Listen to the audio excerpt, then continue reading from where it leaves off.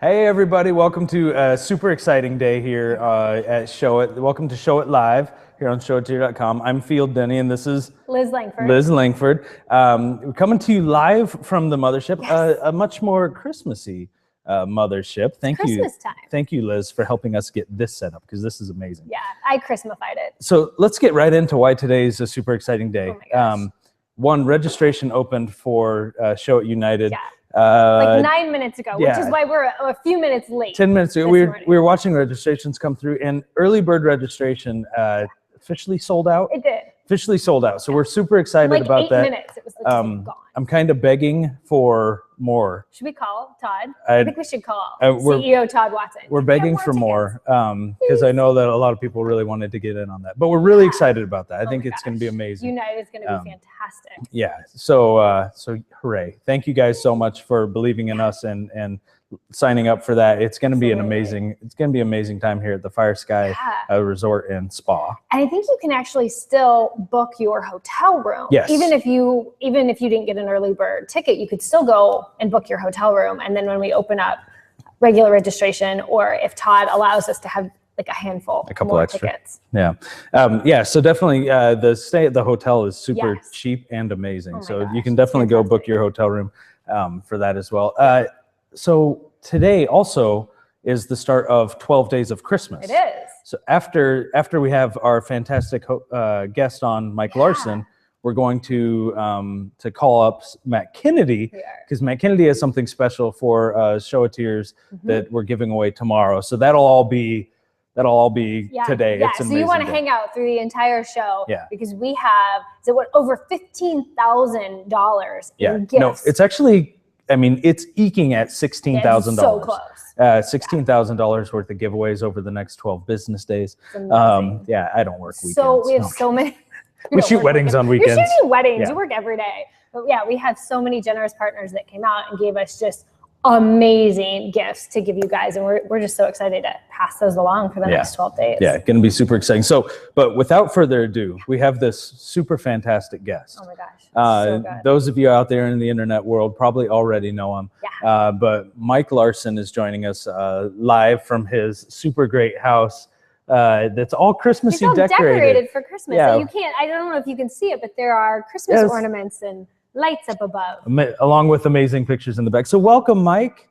Thanks, guys. Welcome to be here. Thanks for having me. Of course. So for those out there in the internet land who may not know you, give us a little quick intro. Who is Mike Larson? Who is Mike Larson? Okay. Well, I am a photographer specializing in private estate weddings, and I started back in '97 when I was like a teenager. Yeah.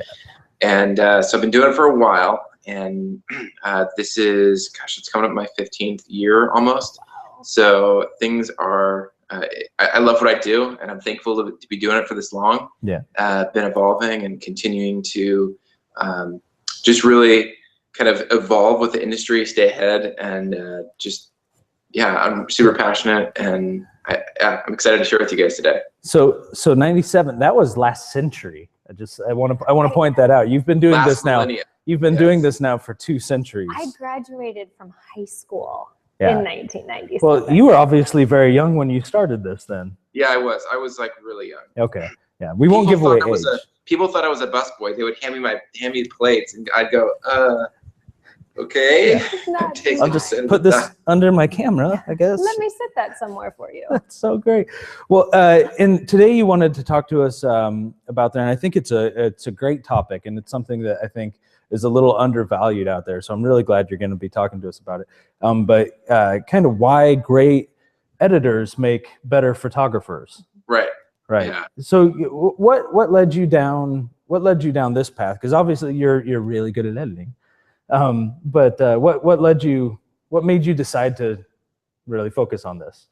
Well, it's something that I've always kind of done well and fast. I've always sought to edit well, because I feel like, a way to make more and be more profitable is to spend less time doing what you're doing, and not taking out quality, but being able to do what you're doing better and faster.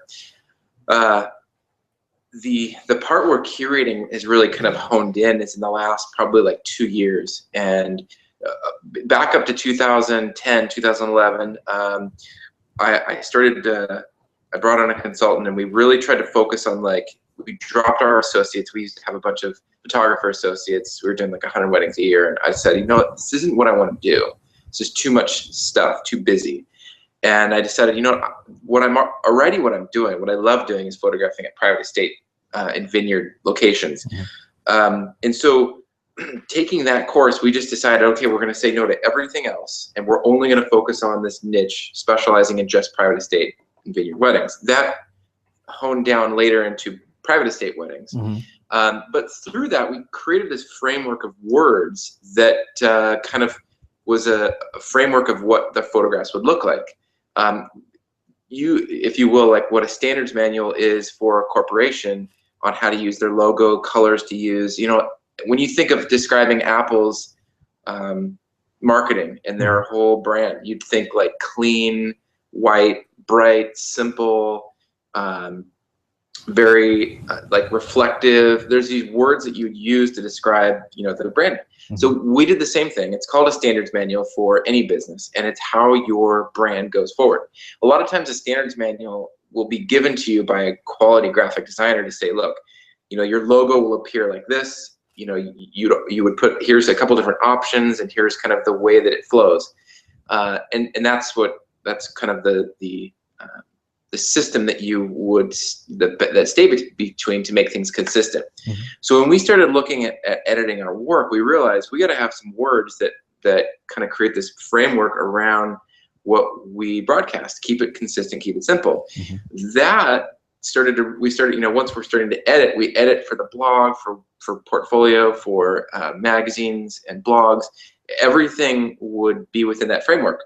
And we started to realize, like, okay, I need to shoot even better to be able to hit that. And which meant I had to do more planning. And so it kept backing up further and further to this point where I realized there's a lot of work to do to be able to curate this look, brand, image down, so that way when you see the final product, it feels like it's this perfect fit.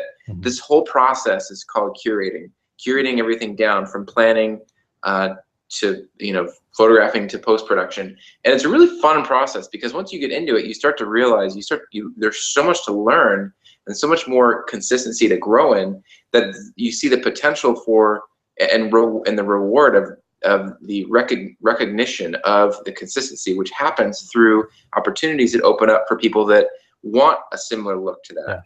And you start to set yourself apart, and it's a much easier approach than trying to just be different for the sake of being different. Well, what I love about that is we often talk about, you know, when developing your brand and really getting your brand out there, you know, having the 3 words or whatever that is and really honing it down. A lot of people kind of maybe forget about that on the editing side, right? And they're like, oh, well, I have this style that I like to edit in, and I do consistent, right? I do these consistent actions, or, you know, sometimes I do this, and we see it all the time. And it's one of those, like, that's really, really important to think about. So I love that. Well, and that the look of your images should match your brand. For sure. That it all is cohesive. Yeah. And you bring up a really good point, is a lot of, and this is something that I fell into the trap of coming up with something new instead of something that was consistent. And it's interesting, an interesting test I always have when I would do coaching with photographers, or different companies as well outside of photography. One of the things that I find is interesting is they will hold on to certain things that are that they like, and I'll go back and I'll say, hey, go back in your portfolio, go back into the work you shot like 5 years ago. If you were to just pull out your portfolio from old stuff, pull out what fits your brand today. It's really interesting what comes about, because you start to see things that you start to look at your work in a different way, because it's very tempting to just broadcast what's new. And if all you broadcast is what's new, it's almost like someone who can't control what food they eat. It's just like more, I just got to produce something, which becomes actually a little bit depressing, because then you almost feel like your brand isn't doing anything if it's old, and that's not the case. Like, yes, you have to evolve, but consistency, I think, is more important. I mean, new is important because we live in an age where people want to see stuff. But consistency is important too. And so you have to balance the two and say, okay, I want to be consistent, So that means I'm going to say no to stuff. But I think people really appreciate that. There's an exclusivity not only with the perceived value of work when you don't accept everything and you don't take everything, but there's also a very clean perception recognizing certain businesses that only do specific things. And people may not be able to put their finger on exactly what that is, but when they see it, they recognize it and they appreciate it and they value it. And the perceived value of whatever that business is increases.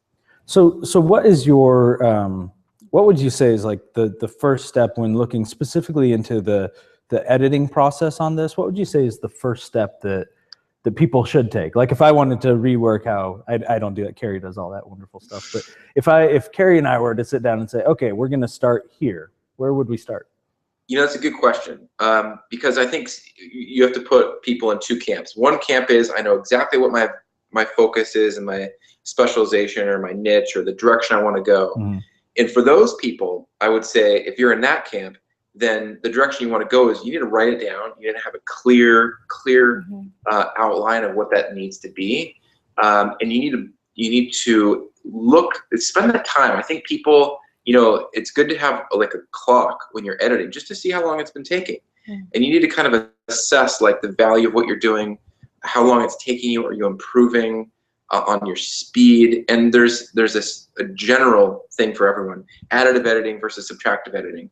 Additive editing is where you put into you just start adding up the ones that you want.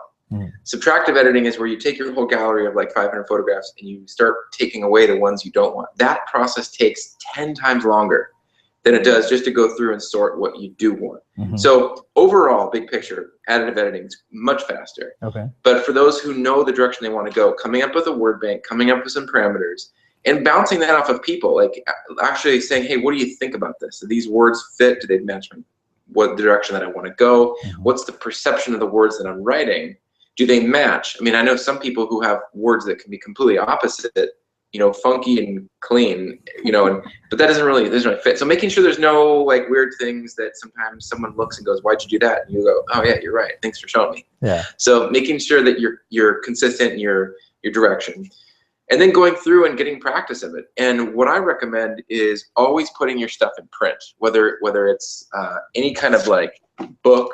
You start getting your stuff in print and you start looking at like, how's it doing page? How's it doing squared? Magazine cover. Like when you start looking at, are my photographs going to fit like vertical, horizontal? Like if I do a double page spread and you have a photograph that you want to fit, you know, a sweet double page spread, can you do that? Like, is it gonna fit? And then, so when you start shooting, you start looking, you know, you're editing down and you're like, this isn't fitting. And so you realize when I'm shooting, I gotta back up more. I gotta get a little bit wider. I need to use a different lens. I gotta maybe get vertical and horizontal, near and far. And so it starts impacting the way that you shoot. Now, for the people who don't know what they want to do and they're like, gosh, I don't know, I'm just kind of like doing everything. I don't really have a niche. I don't really have like anything that sets me apart. I think at this point, it's go to the drawing board and start looking at like, what direction do you want to go? Look through your work. What inspires you? That's a process that I think helps to have someone coach you through, hold your hand through, but someone that isn't trying to push you in one direction or, you know, do exactly what I did. Like I'm against that kind of teaching. I think it's important to find someone who will help ask questions to draw out what you want to do. A real mentor.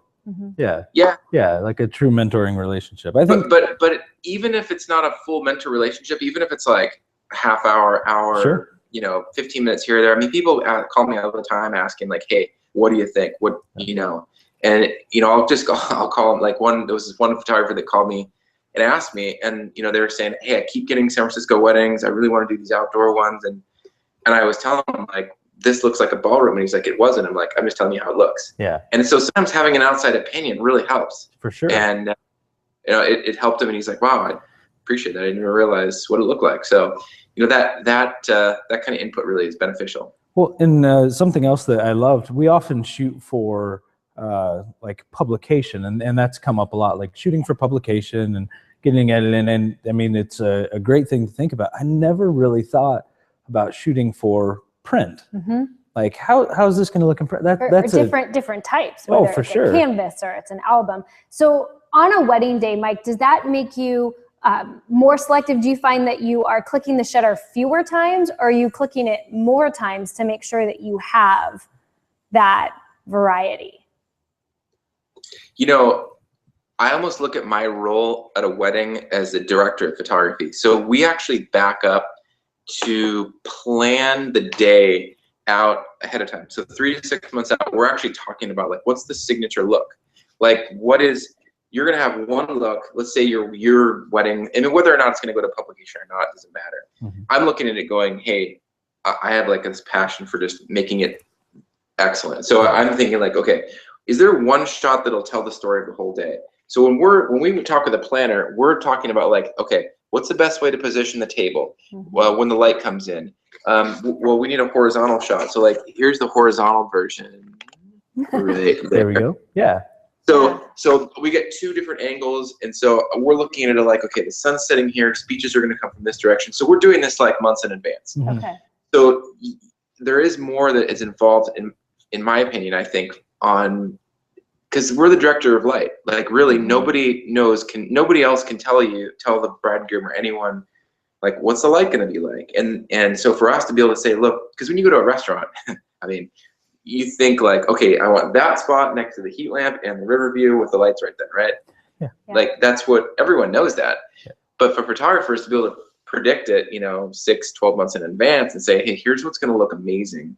And this is the difference between like good and pushing your work to be great.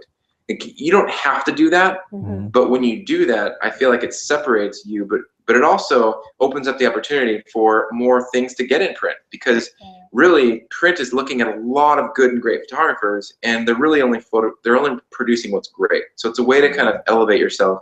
And when other vendors get along that process, they start learning and they really appreciate the value you bring to the table, as opposed to someone clicking a shutter button. You're bringing foresight and knowledge into how to make things look even better, which elevates your perceived value, which elevates the amount that clients pay you, and the amount of planners that are saying, hey, I want you to work on this project because I want this to go to print. Well, and then building trust with your bride and groom, that they know that they're going to get amazing photos because you didn't just show up and take out a camera and photograph what was there. You were very intentional about making it happen. And like you said, directing. I think that's a great term. Yeah. Yeah. So it is so fun to go down that path of dialoguing and talking about it, because that whole process, you get through and you finish it, and once you're done, producing it, I look back at like a wedding like this and I think I could have done better, because now I learned something at that wedding and I'm going to apply it in the future. So there's never a burnout. There's never and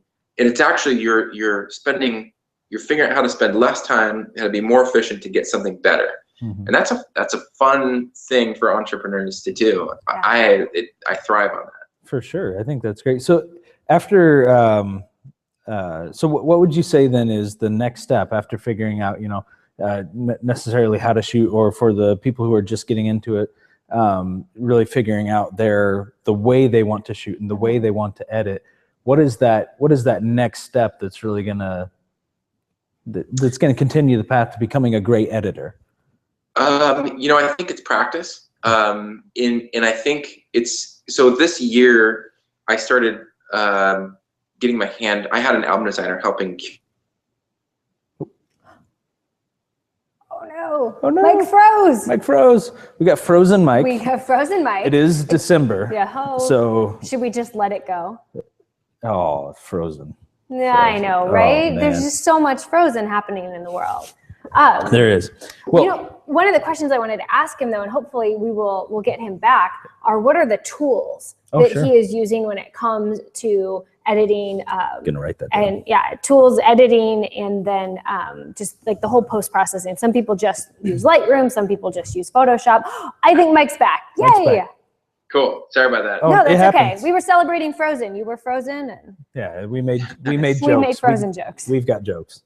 So, okay. So I think the last thing I heard before it cut out was, can you restate your question? Yeah. What's that next step that they take after figuring out kind of the way they want to edit, or maybe photographing differently for editing? And you mentioned practice. Getting out there and doing it. So basically, what you do, what I did which I recommend, is just getting your hands in every element of it. I have a PR person who helps me submit. I have a digital media tech who does all our like Photoshop retouching, like cropping, doing all the digital management. I took back 100% albums. I had an album designer that was helping me just prep the books before I would curate them. But I went and actually started doing them from scratch because KISS just had this new designer that came out where you can design right online. And it's literally, I mean, I'm designing books in like 25 minutes. I created all my designs because I wanted to create them for my designer because we were evolving the style and look of what we were doing. When I realized, I'm like, wow, I'm doing this in 20 minutes. I don't even need album designer. We started I mean, I think I did like 12 books in like, 2 weeks. I realized, I'm like, that was easy. It started to become something where you could actually do it. So the next step is, once you're editing, come up with outlets that you can successfully complete small print jobs, small print projects, and then get it back and then look at it and go, how does it look? And evaluate it. So editing, I think, is like you have to have a healthy, I don't know if this is the right word, but a healthy ecosystem of different mediums. If all you're producing is albums, like there's the format of a blog, of a magazine, a spread, a front cover of a magazine, a horizontal full page spread, a blog, square, vertical. There's so many different formats that people are broadcasting. And I'm sure everyone's gotten to the point where they've like produced something and they're like, oh, we need a square, and then they crop it. And then they look back and they're like, the image is ruined, like it's cropped, like the feet aren't in there. And then you realize, like, I gotta shoot better, I gotta go back, I gotta think. So yes, to answer your question, I'm shooting way more, anywhere from like 4 to 10,000 images per wedding.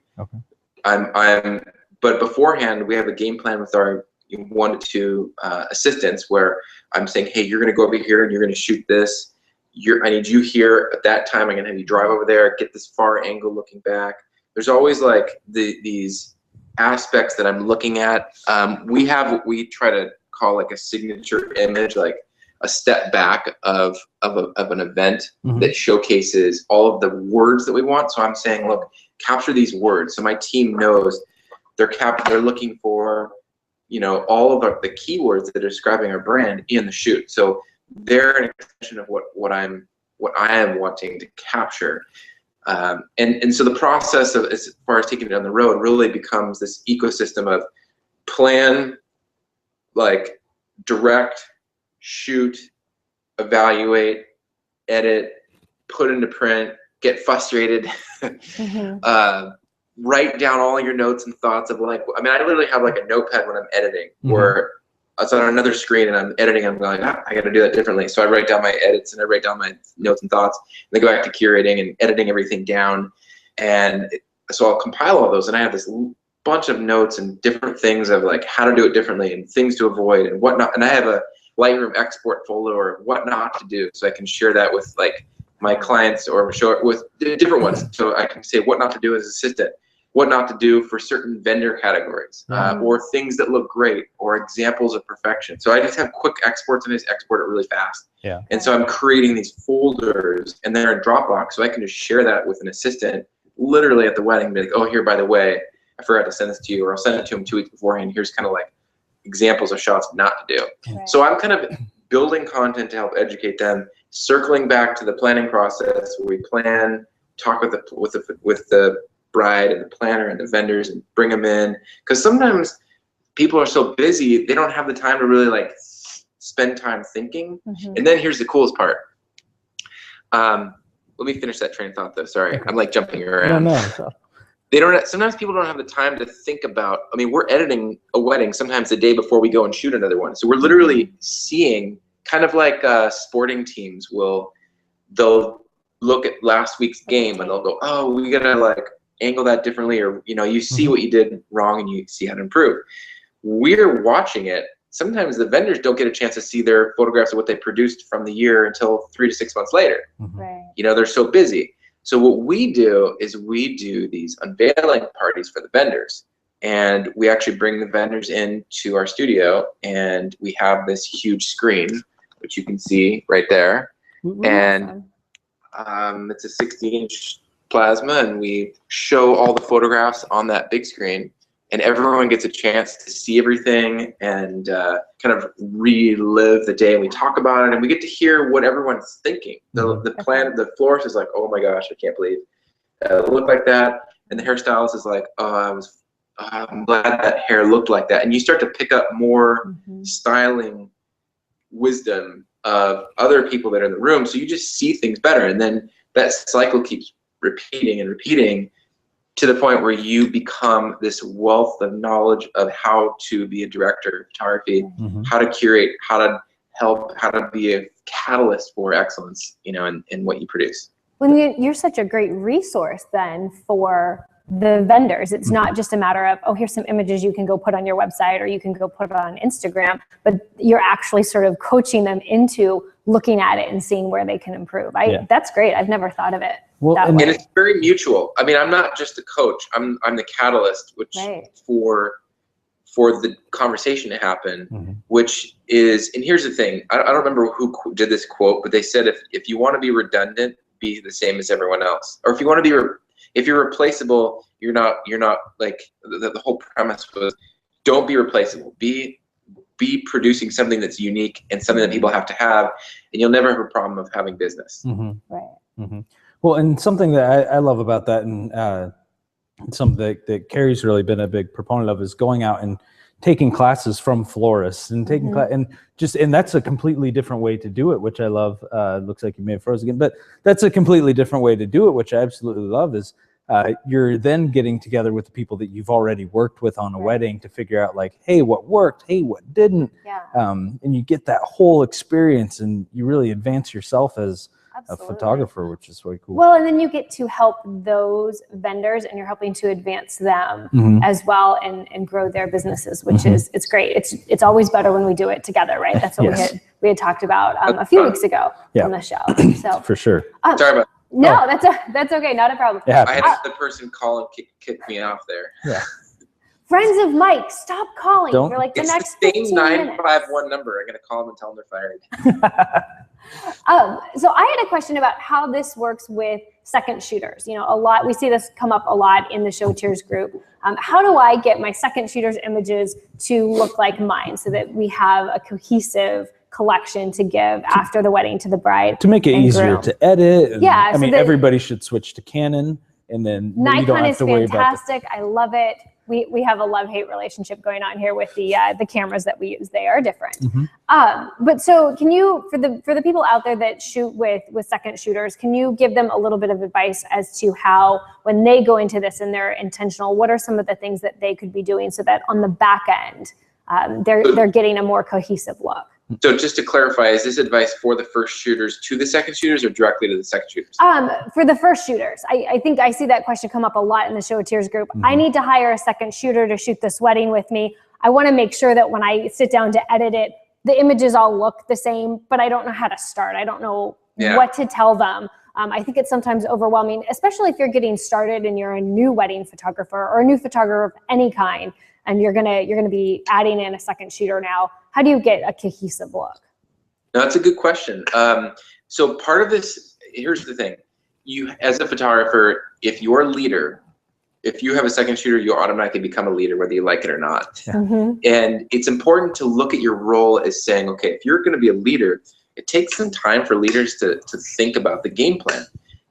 You're a director, and so you have to lead and direct well, and that can be done on the fly, but that's like your third, fourth, fifth season, you can start doing that on the fly. So what it takes is it takes you coming up with content to be able to educate them as to what your style is. I would never think that I always recommend, like, never think of a second shooter as their lack of quality matching yours being anything apathetic. I'm just gonna err on the side of going, they're trying.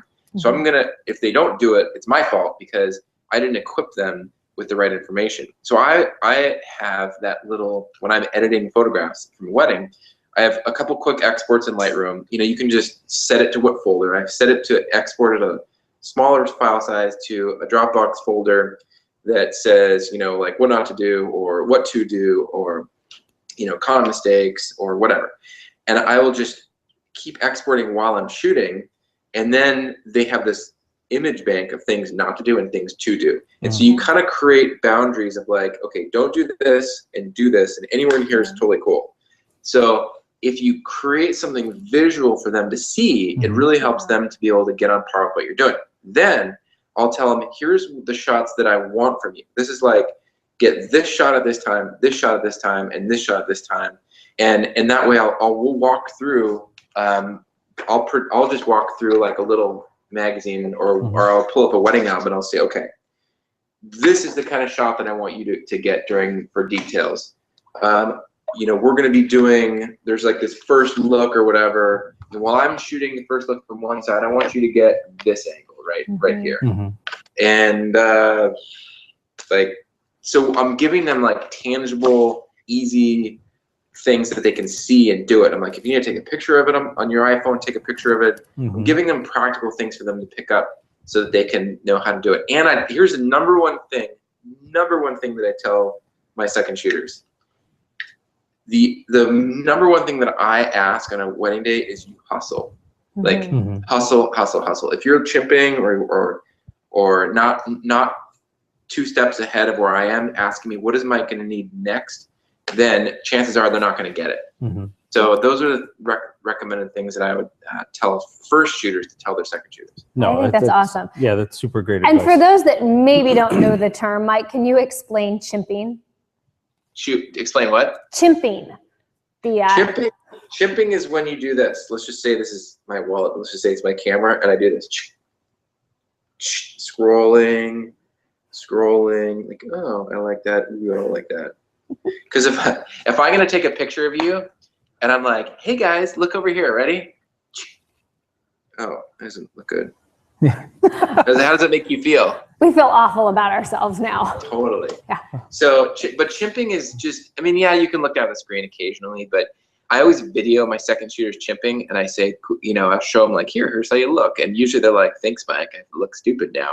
Just joking around. But sometimes you don't realize how silly you look until you see video of it. And you're like, I don't ever want to do that again. Well, or how many people are actually watching you on the wedding day? You know, that you sort of become part of the experience, and they're generally probably not watching the caterers, but I think they are kind of watching the photographers. What are they doing? How are they acting? So it's important. Yeah, I think I'll take some gaffer's tape and put it on the back of their screen, so it's like the film days. Because I shot film, and you couldn't chimp that. It was like, look, you're waiting. Because here's the thing. There's stuff gonna happen. Like, I don't think any photographer goes to a wedding and be like, yeah, I didn't miss anything. Like, there's always things happening. Nailed it. And so, like, you just gotta be ready. Like, you know. Yeah, no, I think. What were you gonna say? I was gonna say I think that's super awesome, and that's a lot more than we even bargained for. That's like super great advice for having, like, if you're out there on your own and you need a second shooter. But let's ask one more question about editing and how to become, you know, a better editor so you can become a better photographer. What tools do you use that have helped you in the editing process? Like you mentioned KISS Books, which I think is fantastic. We love KISS Books. They have we actually have a 12 Days of Christmas. Part of 12 Days of Christmas. But what other tools do you use that's really helped you become a better editor and therefore a better photographer? Uninterrupted time. I think you need time where nobody's interrupting you. You can get in the mood for it. I think that's really important. A good, computer desktop that has Lightroom 5. If you're using Lightroom 3 or 4, like, get rid of it. Go to Lightroom 5 ASAP. Just plan out, like, preload your weddings at the highest and load them up at the highest resolution, so you can just like flip through like really fast as you edit. So build one-to-one previews in Lightroom 5. Okay. Yeah, and then edit, and then just cull them before you do any retouching on them. Okay. That's awesome. So it's pretty simple, and then you have a really good organization structure of how you organize your files. I don't know if you guys were going to mention it, but I'm creating a whole new curriculum workshop called Curate. Yeah. And it's going to be, the first one's going to be coming up in, I think it's January 21st in San Luis Obispo. And then we're going to do one in Vegas as well. Yeah. And it's a smaller class, and it's all about, basically you come with work and you leave with a portfolio Mm-hmm. of exactly the direction you want to go. And so it's kind of like what Promise Tangent does with people just launching their website. Like, we're going to launch Go live. your direction, your portfolio. Yeah, no, I definitely wanted to mention that because I think it's a huge opportunity for photographers out there to really nail down a integral part of their business, right? And yeah, it's called Curate, and the like subheader is like great editors make better photographers or something like that, right? Yeah, it's the art and style of editing. The art and it's style really of to make editing, editing fun and extremely productive, and to bring it up to the value that it really should be. Yeah. Right. No, so I think that's super awesome. Definitely, guys out there in Show It to Your Land and across the nation, check out Curate, and we'll have more information on that. We'd love to share that information with everybody as it comes available. Yeah, people can go to MikeLarsonWorkshops.com and see it. We're in the stages of getting that launched now, so perfect. Nothing is live. It'll probably go live next week for registration. Awesome. That's exciting. Well, and San Luis Obispo is gorgeous. Yeah. Like, that's just a beautiful. I drove through there at Thanksgiving time, middle of the night, so I didn't really get to It's see pretty it on in the that light trip. and the dark. That's impressive. But yeah, it's a gorgeous part of the country, so it's a good place to go and learn something awesome for your business. Yeah, I think that's great. Well, Mike, thank you so much for being on with us and for sharing your extreme wealth of knowledge. Yes. I appreciate it. I'd love to see the knowledge in your what not to do export has got to be amazing. Like, can you send that to me? Just a quick little, hey, don't do this. Pretty funny. Yeah. It's awesome. And thank you for wearing a wool sweater. I think DJ had something to say about your wool sweater, but I think it's awesome. Yeah, I missed the wool sweater memo. It's Christmas. Yeah, it's in sweater Arizona. time. It's like 75 degrees outside. I'm sweating. Yeah. It's worth it. All right. Well, Mike, thank you once again. Guys, definitely go out and check out Mike Larson, his website. Also be on the lookout for Curate, the workshop. And we'll share more information with that as that becomes available. But thanks again, Mike. Thank you, Mike. Thank you, guys. Yeah, take care. Have a Merry Christmas. You too. Have a Merry Christmas. Good luck, everyone, and talk to you guys soon. All right. Bye, Mike. Bye. Ciao. That was so good. Tons of information. Oh my gosh. So I have so many more questions. Yeah. Well, hit the internet right? or go to Curate. That's true. Yeah, it's going to be amazing. So we now are going into 12 days of Christmas. Yeah, which is super exciting. If you haven't been a part of Show It's 12 Days of Christmas before, buckle your seatbelts. Yes. If you're not wearing a seatbelt or in a car, go to a car. Buckle your seatbelt. This is the start of something exciting. It is. Or just grab a nice cup of something warm and toasty and get ready. Warm and toasty. Warm and toasty. Hot cocoa. Oh, maybe a hot toddy. A hot toddy. Yes. In honor of Show It CEO Todd Watson. Todd Watson. That's right. We are so excited for 12 Days of Christmas. Yeah. We have amazing partners, wonderful gifts. Like we said at the beginning of the show, I think just so close to $16,000 worth of gifts and prizes, and just some wonderful, wonderful people that are going to be part of it. Yeah. So, I'm hearing myself, but I'm not talking. I am talking. Oh, you mean? Oh, okay. Well, no. So yeah, to start us off, yes. Do we want to give a rundown, or we actually have another guest live with us? So part of the first day of Christmas of day Show one, It's Christmas, day on the one. First day of Christmas. We have this super amazing show Matt Kennedy gets to me. Matt Kennedy and his wonderful wife Carissa. Hi. Hi guys. Now you guys you're not in your house. What am I at? No, there's a lot more teal in this house than is in our house. So much teal going on. I'm getting this like northeastern Virginia US vibe. Yeah. It's a little Virginia vibe. Carissa totally fits in here, but we're at Caitlin James's place in Richmond, Virginia. So we've been saying y'all a lot. Yeah, yes. Y'all. Actually, I think we've coined a new phrase. Oh. So when someone says y'all, we say wall, because like she says you all, and we say, well, we all are doing this. So I've been trying to say that, and I think it's gonna catch on. I wouldn't put your don't bet the farm on that one. Wall are gonna have a great time here. Wall are having fun. Man, no, y'all wins. It may catch on. I just need more time with it. I just need more time. Hey. Hey. Do you guys say hey? We do, eh? Yeah, hey. Well, so welcome to the show. and thank you for being the first official sponsor Gift partner of the 12 days of Christmas.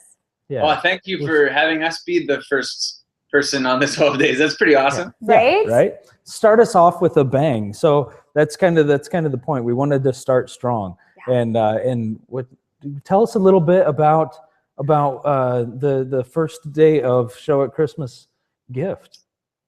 So the first day gift, I guess, is it's kind of like giving it all. Right?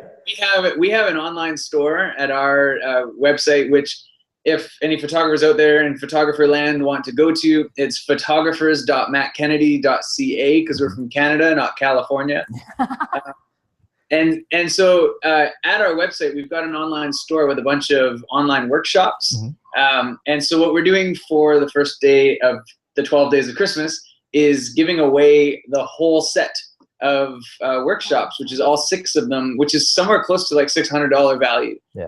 So we're giving that away to some winner of some kind. Yay! That is so awesome. Well, and yeah, it's amazing. If you guys don't know, if you've never been to Matt's site, Matt has a great site, just mattkennedy.ca.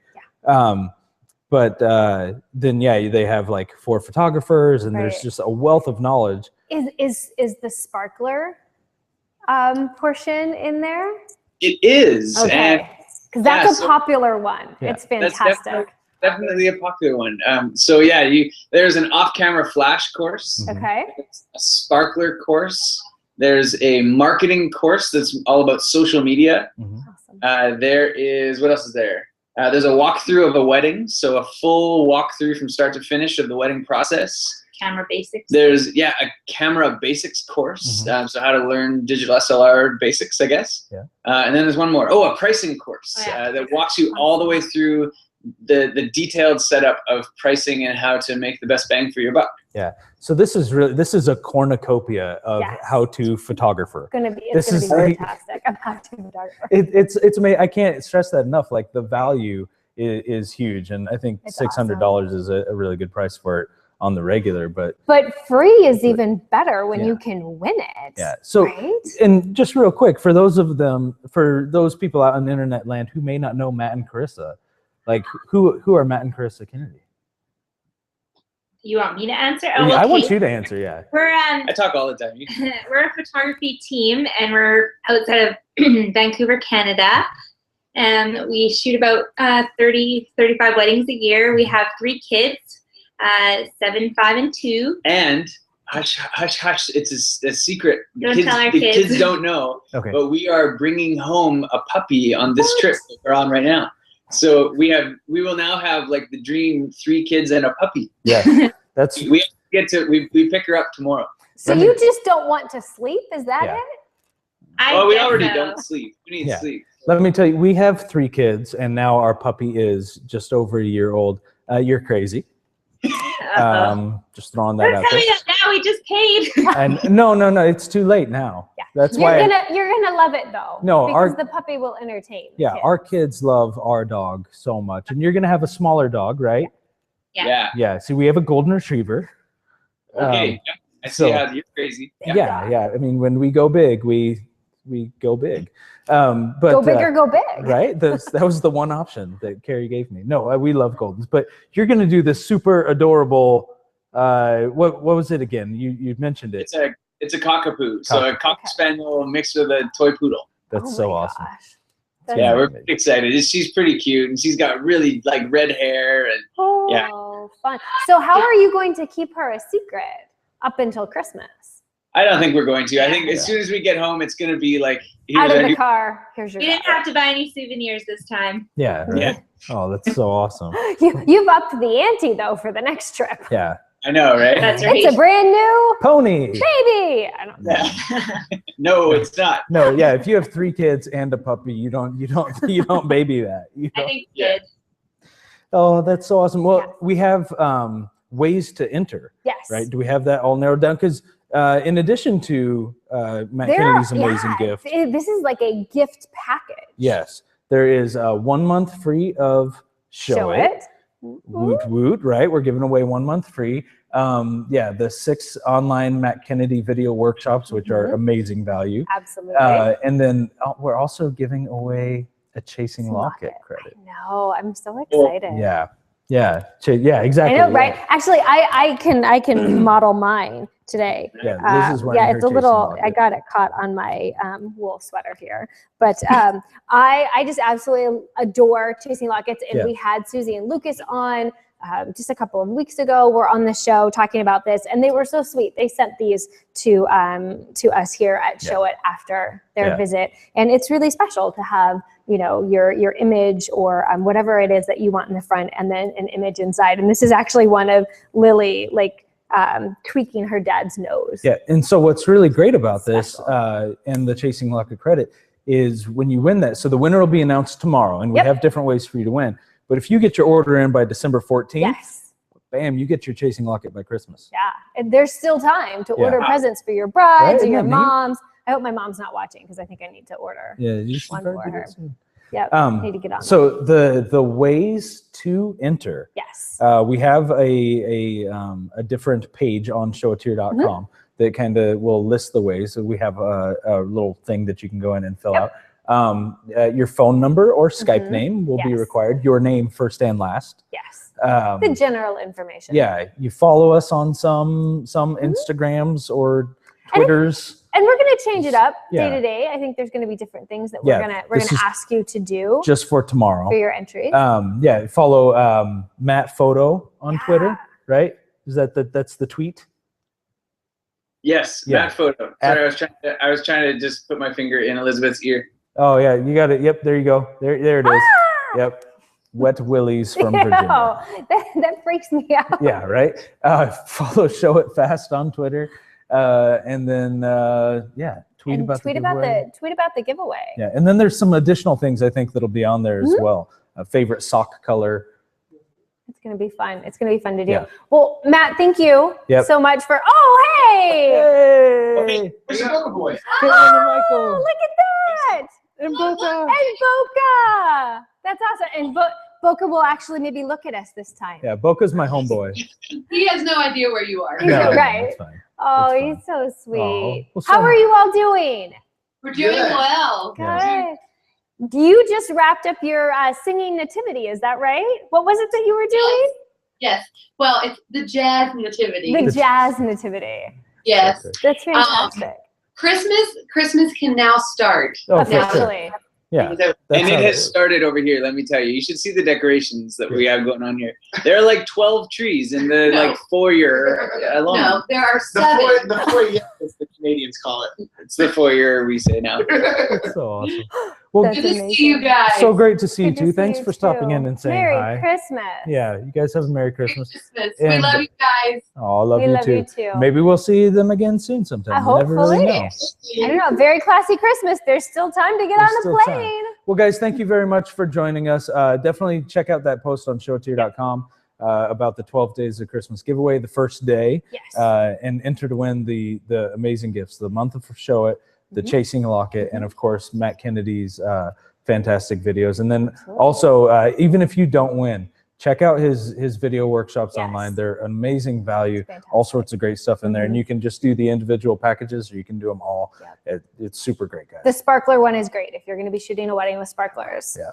It's important. Just a little side note, we just completely redid the sparkler one to include a lot more stuff. So there's going to be some pretty awesome new sparkler material coming out. Oh, that's amazing. Well, thank you, Matt, for joining us. Thanks for partnering with Show It in this amazing gift away. And join us back here tomorrow because we'll be doing the 12 business days. We'll announce the winner. We'll announce the winner, and we'll announce the second day of Christmas, what the gifts are that we'll be giving away. So that's at 10 a.m. Pacific time tomorrow. Yep. All right, guys. Thank you very much out there in Showtierland. What? Oh, yeah. There's this thing about United. Oh my gosh. Yeah. So what about United? It's happening. We've sold out. Jason, you can just come on into the show. You should just come in the show. Come on in the Christmas set. Well, during the entire show, Yeah. I've been in the office with Todd. Okay. I think you have to get down lower. Yeah, you got to squat. You got to squat. Oh, there we go. There we go. I've been begging Todd. Yeah. To open some more tickets for early birds. He said we can. What? So it's going to open right now. Yes. What? It's going to open right now. So right now, if So you're still on. If you can get in, Yeah. go now. You can What? go now, right? immediately gonna go tweet this. Hop or on share. showitunited.com/register. What? And you can grab another one of those early bird tickets. Thank you, Todd. Thanks, Yay. Todd. Give a round of applause to CEO Todd Watson for opening up a few extra seats for United. United is coming next October the 18th, 19th, and 20th in Scottsdale, Arizona at the beautiful Fire Sky Resort and Spa. And when you actually go and grab your ticket for United, you can also book your room. We're doing double occupancy. There are 2 full-size beds in each room. And a few have kings, and we'll hash all that out later on for you couples that are coming that want to share one single bed. But if you're coming with a roomie, go ahead and grab your hotel room now, because there's also a limited number of those, and it's so awesome there. You want to stay at the resort. I'm sorry. I'm posting this right now. This is super exciting. I apologize, super internet. Exciting. This is different. Sorry, internet. Well, Field is doing a little internet work himself. So you guys, thank you so much for watching Show It Live today. Make sure you come back tomorrow, and make sure you go and try and grab one of those United tickets. I feel like it's like the Oklahoma land run right now. Everybody's just running, trying to grab those tickets. Everybody loves just random early 18th century references. I think that's fantastic. It's like the Oklahoma land run. It kind of is, though. It's really exciting. Did you not see Far and Away? I did. Right. I mean, did. the end of that movie is all about the Oklahoma land run. I feel like we're off on a tangent. Yeah. Anyways, thank you very much for joining us. Definitely go to showitunited.com/register. Yep. Some more early bird tickets are available. Just opened We up. love you guys. Thanks for joining us, and We'll see you tomorrow. Merry Christmas. Merry Christmas.